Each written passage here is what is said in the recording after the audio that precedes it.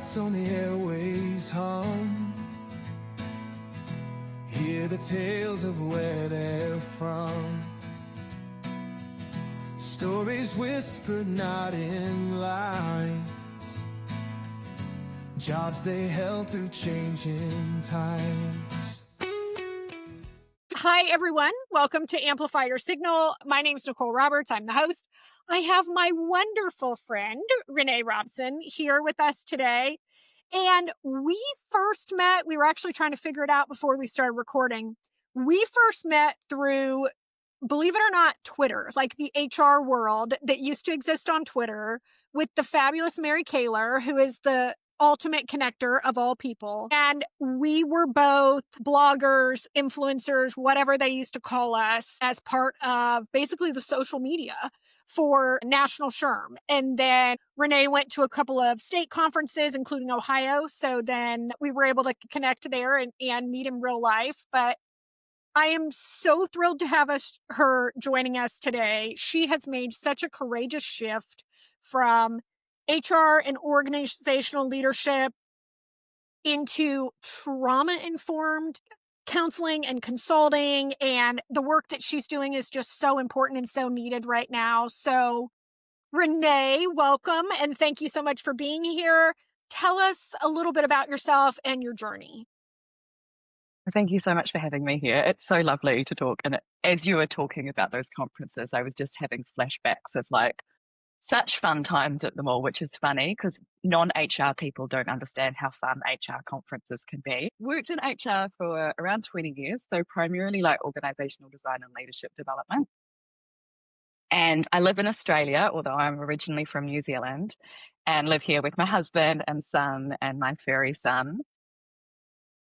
I have, for the last few years, been a yoga teacher and have studied and specialized in trauma sensitive and trauma informed yoga facilitation, which I guess, long story short, is using evidence based practices to help support people's body and mind after trauma or chronic stress. And while I was doing that, I was also heading up the professional development team for one of Australia's largest charities, looking after the disability and mental health professional development function, which was really awesome. And in that process and with my own studies and work in the community, really started to heavily integrate those trauma-informed principles and trauma-informed leadership into my work. And then it all kind of just came together with a year ago, and I founded a social enterprise with our aim being making workplaces and community spaces happier and more welcoming. So to do that, I teach and educate and consult around trauma-informed practice and specifically trauma-informed leadership and how you can apply that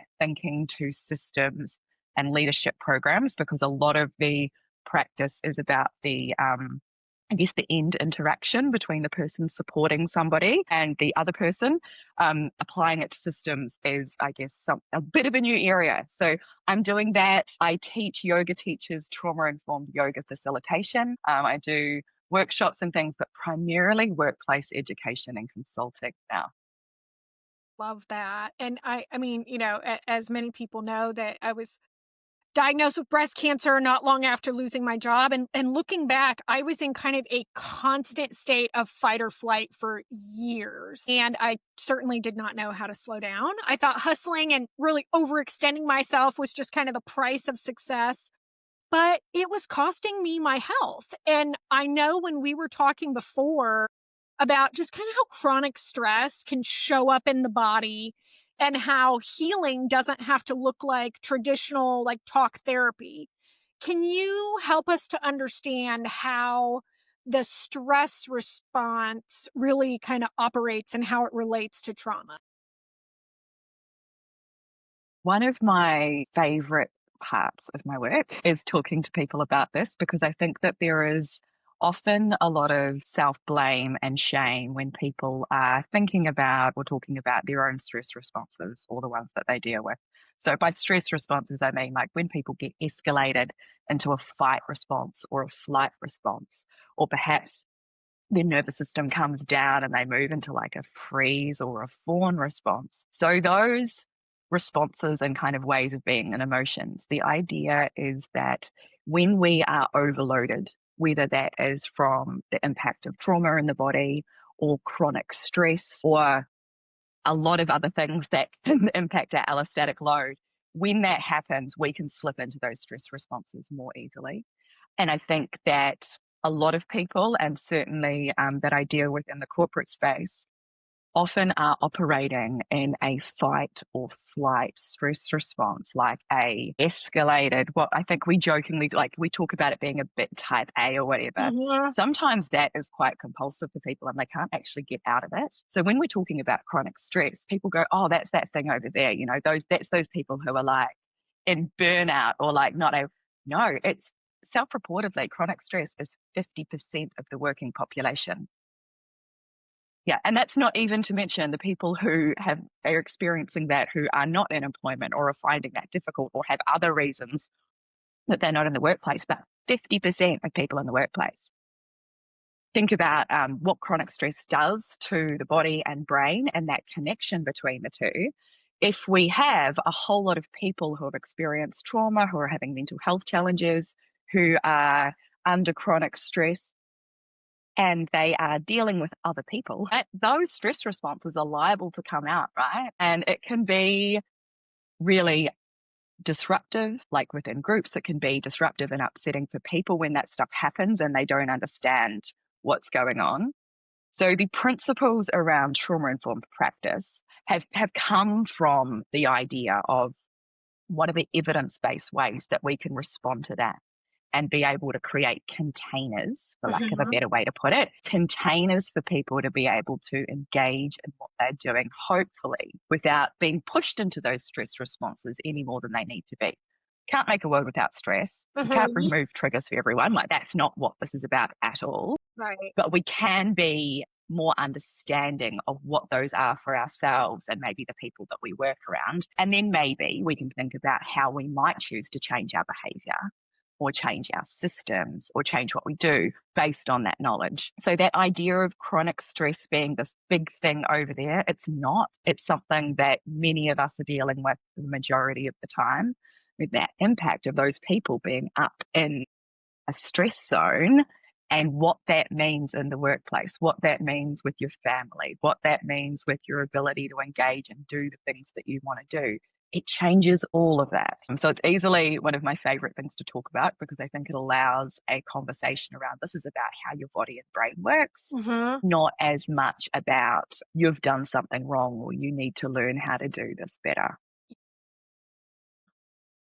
We have both worked with leaders and obviously been leaders who are really just trying to get it right and trying to do the right thing. But many people are certainly not equipped to lead trauma-aware ways. What does trauma-informed leadership look like in action? There are a lot of similarities between trauma-informed leadership with authentic leadership and servant leadership. So there's a wonderful researcher in the States, Dr. Rebecca Lloyd, who has studied trauma-informed leadership and her work's really, really helpful for me. So the idea of the principles of trauma-informed leadership, depending on who you talk to, people might articulate them in different ways. But how that looks in practice is the idea of it's not about the words on the wall, because you don't believe words on a wall, right? Like, especially these days, people believe you through your action. They believe you through their experiences with you. So the most important part of trauma-informed leadership is it's actually something that is practiced.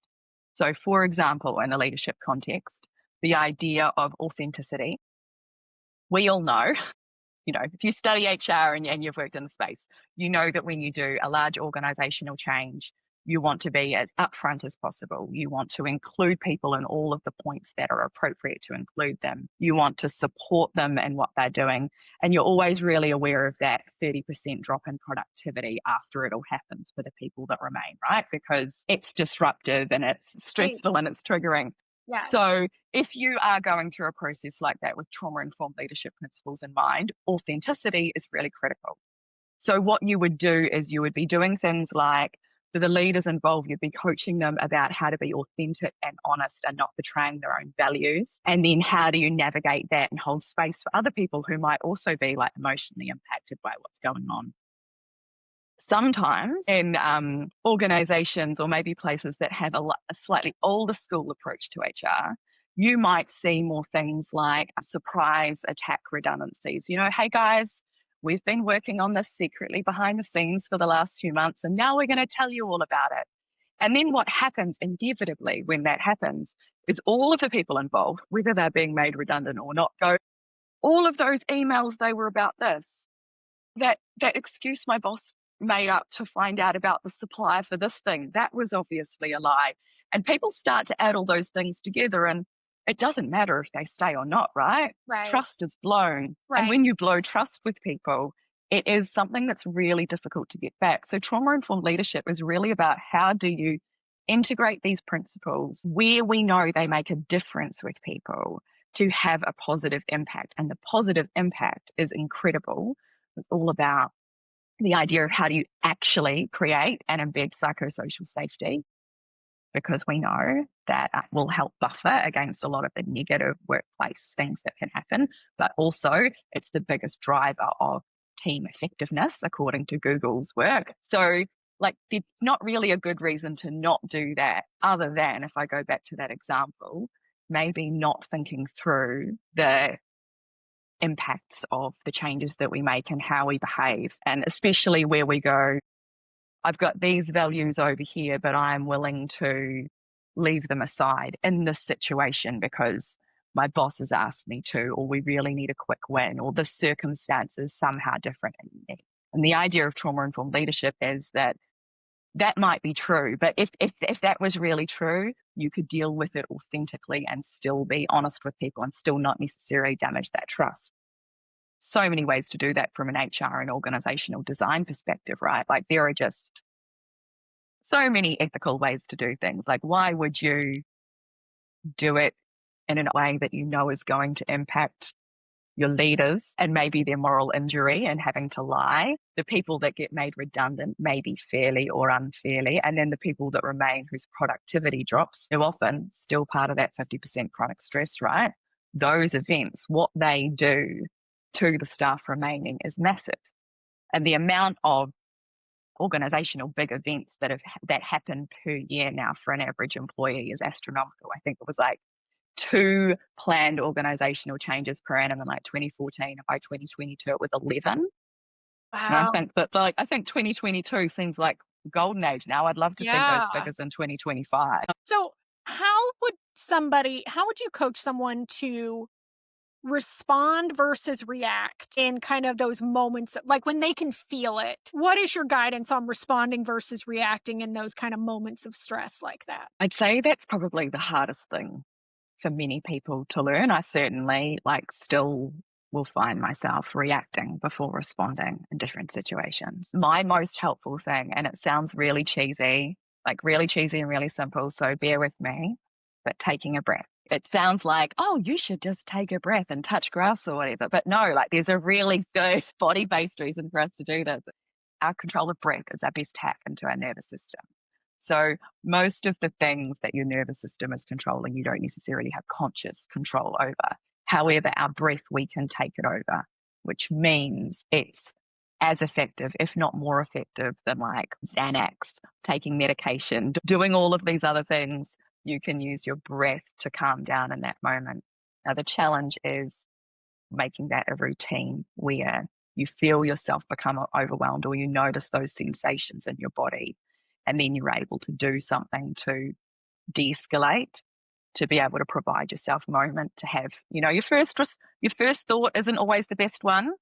Providing yourself time to have that second thought, which is actually who you are as a person and what you want to do. But you need to give yourself time between those two, right? And a breath, however cheesy it sounds, can provide your nervous system and brain an opportunity to reset just a little bit to give you time to catch up. So what happens when you have that stress response is your prefrontal cortex and your reptile brain stop talking to each other as well. So your reptile brain's there's danger, I need to fight, or I need to get out of here. And your prefrontal cortex isn't as able to tell it, hey, actually, that's just an email from your boss, man, chill out. Or maybe you should ask her what she meant by saying that, but the connection isn't working. So by doing things like taking a breath or taking a moment, we're providing ourselves an opportunity for that reconnection. Yeah. So what are you seeing in your work and with your clients? What are you seeing as the kind of the hidden cost of stress at work? Look, I think hidden cost is that is what's in the words. So I'm always really interested when I first go into an organization. So I do like a significant amount of discussion with people before going in to do, say, a leadership program. And so that's not just talking to the people that are asking for the leadership program, but it's also talking to people who actually are the core group to be delivered to. And similar to many experiences in HR, when you are in a position or the circumstances are right to be able to build trust with people, often you get quite a different version of events from the people doing the job than maybe people bringing you in. And often that is around the hidden cost of this stuff. So it's the people that go, oh, well, yeah, I know that a third of the people in my team are actively looking for jobs, but the manager doesn't know. Or that a good chunk of the team don't trust the manager because of something that's happened. Or they don't trust the manager because they kind of seem like a company guy and the guy above them did something to lose their trust a while ago. And so every time there's like a small little bit of that trust loss where people go, I'm not getting the real version of you, or you're making decisions behind your title, not as a person or not in good faith, that becomes lost. And then every time that happens, the gap between what the groups know becomes wider and wider. And it's all of it's the things that are happening outside of work. Mhm. It's the relationship breakdowns that are happening inside of work. It's the people that won't go and even ask for help, maybe with a colleague who's on the verge of like significant bullying because they know that they're not going to be listened to. So all of the small problems get bigger. And that's the thing that comes out in those briefing conversations. And then you get into it, and often the causes of the problems are similar, but because there's been that communication breakdown, like the groups understand that there are similar issues, but if there's been a communication breakdown or a lack of trust, the path to solve them requires like quite a lot of building blocks, right? Like that's an intentional path back. That's not just something we go, we've got a different perspective on this. Oh, we'll try and tell you earlier next time. So you talked a little bit about this, and I know we talked about this as well.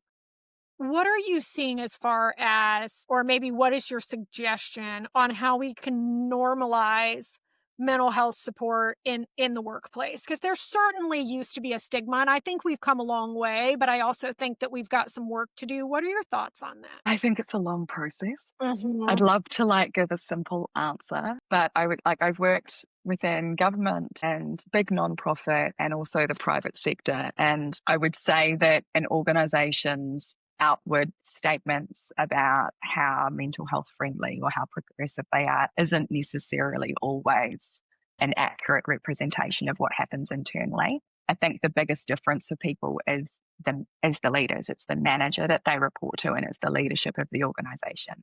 And so I would say no matter what people say externally, it's people's internal experience that matters. And I think we're seeing more of that flow on, like, I don't know, 20 years ago, however long it was when like internet reviews became really popular, right? You go to buy a new hairdryer and you'd be like, I'm going to find out what everyone said about that hairdryer. Not as popular now because they're overrun with bots. Mhm. But I tell you what is interesting is more employees' reviews of their experiences in workplaces. So I'm not necessarily thinking about like Glassdoor, although like that's a great help. Yeah. But as people that people know and people that they trust and understanding what the actual environment is, because I think the future of it is the employees that people want to hire, selecting the places that do this well, that actually go, hey, our leaders are humans. We want to treat them like that. We want to encourage them to focus on what matters with their team and give them the tools and resources and training to do that, knowing that, one person improving 10 people's productivity is so much better than that person improving their own productivity. Like it's just relatively basic. But I think the future of it is employees and contractors and however your relationship with an organization goes, those people choosing who does it well. And I think that will be the shift. So I think it is about people talking with each other and making an educated decision about where they go. And then also people Yeah. being more honest about where they go. And I honestly think organizations are going to be forced into it.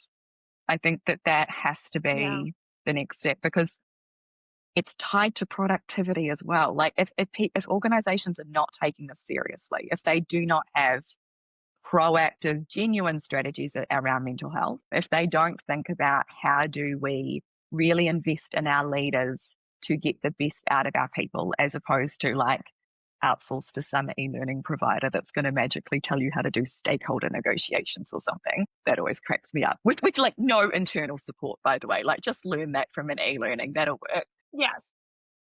Organizations are being pushed in that direction. And I think it is about how do you create an environment for people to actually connect with each other, because it is in authenticity that people are able to access the ventral vagal zone, so their safe nervous system response space. And that's where people are creative. That's where people collaborate. That's where people do great things because they're able to get into flow state. But it's about mental health and it's about doing the right thing. But there's also a massive amount of self-interest in this for companies to be shifting how we're looking at it rather than a box ticking exercise. How do I make this a space that people want to be? That when people are here, they feel good and they feel connected and they feel well supported, and therefore they do a much better job than they would have access to otherwise.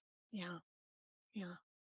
I think as well, at least this is what I've always kind of coached and advised leaders and organizations that I've been part of, is remembering that mental health should have just as much care, if not more, than your physical health, especially because as much as your physical health can be dependent on, like, you can feel symptoms physically that are based on something going on mentally, is we put doctor's appointments and things like that on our calendars, right? But then people will hide when they're actually seeking mental health. And I have never been that person. I mean, I can remember when I had, teams and shared calendars and whatever, like they knew that like this was my appointment to go and, to my talk therapy or to my, whatever. But I think that eliminating that stigma, you really have to set that example, and then people, can feel safe. One of the, actually, there's been two people who were senior to me in organizations that came out and spoke about their own mental health issues in a way that was amazingly respectful, that really made an impact on me and how I chose to share my stuff. I had been, I had usually only ever shared anything in a work context where there'd been like a mutual disclosure or something, or there'd been a conversation where that had been really specifically relevant. But I would have had, if I needed to go see the psychologist or something, like just not said anything. With the influence of those people, I really changed my practice. Like I have complex PTSD. So a few years ago, I went through a really significant series of EMDR sessions and treatment around that, which was massive. But I was honest with the people that I worked with about what was going on. And look, that had positive and I think maybe some negative consequences for me. So I'm a big fan of it, but I think also when you have lived experience or living experience and you're thinking about whether you share your struggles, it's really like, it's important for visibility and it's important for other people, but you also need to be able to manage, is this the right thing for me and my healing with where I'm at right now? I wouldn't change what I did at all, but I think that, again, it's a really good example for why trauma-informed leadership is so critical, because how we respond to that stuff matters. Yes. And it's not just a response at a time. You might have someone who's really able to be empathetic in the moment, but then is that still true? Or what does that mean for that person when a couple of months later something comes up and it's used as like a point of conversation, or maybe that's just you?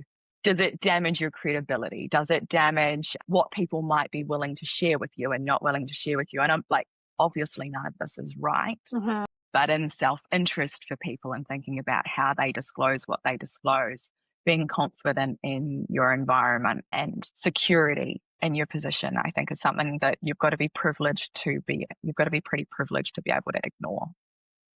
Because for lots of people, that's not going to be true, right? Yes, absolutely. Yeah. If you could give a message to anyone feeling stuck, overwhelmed, unseen in their workplace or even personally right now, like what would your message be to them? I think really being intentional about how you look after yourself and what things that you're doing, and that really acknowledging that that's different for different people and at different times. Sometimes you can be in a workplace where for circumstances outside, like maybe you have to be, and maybe it's not a good place for your mental health. And so in those kind of situations, you're thinking about, well, what are the things that you can control? Like, what are they? Is it being able to do a little bit of somatic or body work, like maybe a little bit of yoga or polyvagal exercises where you might be focusing on de-escalating your nervous system once a day? It's not going to solve work, right? But it might help with your ability to manage and move through it. If you don't have to be there, my advice is always get out. Don't stay. If you don't have to and you're being treated poorly, or if it's not good for your mental health, get out. I like, obviously, be practical, like need money to live and all of those things. But I don't think that it's ever worth your own mental health to try and change a system that doesn't want to be changed. I think perhaps a more valuable thing to do is vote with your feet. Don't sign an NDA. So then when other people ask about what it was like to work there, you can be full and open and honest, while not engaging in any defamation. But the power, where you spend your time and where you have the ability to choose where you spend your time, doing it with people that align with your values, doing it with an organization that aligns with your values. Because that is often the rub point, right? Is I got into this to help people, but actually I'm spending my time on politics. Or I got into this to be able to achieve this, but it's so difficult because these people do not have the same, like those things, that moral injury, that rub with what we believe and what we're able to do, that's terrible for mental health. Yes. So being able to find something where you're aligned makes a huge difference. And sometimes you think you found it and you haven't. Like so many people I talk with in the private sector go, I'd love to go work in nonprofit. And I'm like, I've worked in a lot of nonprofits and some of them are amazing. Yes. Some of them are worse than any private organization I've ever worked in. So like that whole romanticizing where you want to go, you want that to be realistic too. Right.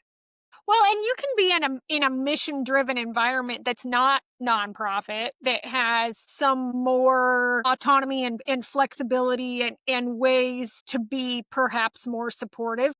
Plus, I mean, no matter if it's for-profit, nonprofit, whatever, people are people, and we're going to encounter different types of people. And I think that you're right. I think that people will definitely kind of romanticize it and say, oh, well, because that's the mission, right? Or because that is, the mission or the vision or that's for that business, that doesn't necessarily mean that everybody in the business has that same mindset, and that you're not going to encounter somebody who, is counterproductive and counterintuitive to, positive mental health.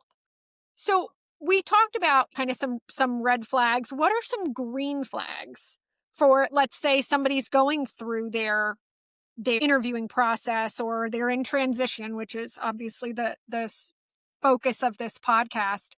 What are some ways for someone to identify that maybe they're on the right track of finding an organization that kind of aligns with and would be supportive of their mental health? What are some green flags? Definitely looking into what the organization says about itself. Is it like, so, I'm like marketing, but obviously you want to look at, Right. You want to look at all the information you have. And you'll often find, I often see a gap between organizations that talk really glowingly about themselves doing what I would consider to be the bare minimum versus places that are actually doing things innovatively. And that can be hard to tell as like a punter, right? So it's one bit of input. The other is, and this is tried and true for everywhere, is talking to someone who's actually worked there or is working there about, is this real? And I think that the main thing that I focus my efforts on, or I encourage people to focus their efforts on, are what are the leaders like?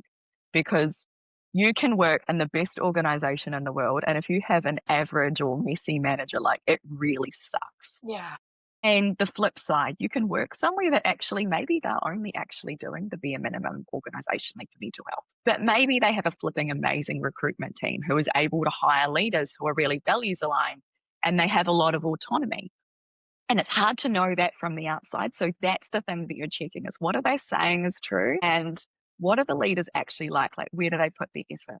You can tell a lot about an organization by where it spends its money or its employees, right? Do they spend all their money on NDAs or do they spend their money on like leadership development and coaching? Because they have really different outcomes. Yes. Yes, they do. So you are obviously talking to me from the future, right? You're thousands of miles away. How can people learn more about you, work with you, because I know that you could certainly, if we can have a conversation via Zoom or whatever, that you could certainly work with organizations that way as well. Do you have international clients at this point? Or are you working mostly with people where you are? Yeah, I do. I've actually just picked up a group of schools in the States, which is really cool. So I do virtual work. Like I also travel a little bit. I haven't done as much as I used to do when I came over for all the SHAM conferences.